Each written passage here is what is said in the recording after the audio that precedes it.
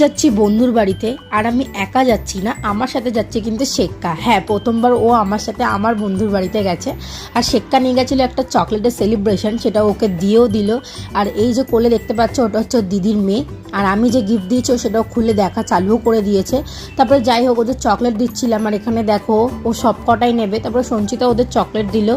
তারপরে এই যে কেক চলে এসছে, কেক কাটা হবে। আর এই যে ফোন নেওয়ার জন্য খুব ব্যস্ত হয়ে গেছে। এই হোক, মোমবাতি না নিবিয়ে কেক কাটা, খাওয়া খাওয়ি সব হয়ে গেল। তারপরে আবার ফু দিয়ে নেবানোও হলো। তারপরে আমরা খেতে বসে গেছিলাম। মেনুতে ছিল মিক্স ফ্রাইড রাইস আর চিকেন কষা। মাটন কষাও ছিল, বাট আমি মাটন কষা খাই না। আর এখানে শেক্কাকেও খাইয়ে দিচ্ছিলাম। ঘরে দিদি মিয়ামর থেকে অনেক কিছু নিয়ে এসছে। আর এই কেকটা বেশ ইউনিক লাগছিল, তাই তোমাদেরকেও দেখালাম। নিয়ে এসেছিল চিকেন স্প্রিং রোল, আর নিয়ে এসেছিল চিকেন চিজ বার্গার। সব কিছুই খেতে কিন্তু দারুণ ছিল। আর আমি এখন সব কিছু অল্প অল্প করে খেতে থাকি। আর তোমরা এরকম মিনি ব্লগস দেখার জন্য আমার চ্যানেলটিকে অবশ্যই সাবস্ক্রাইব করে দিও। বাই।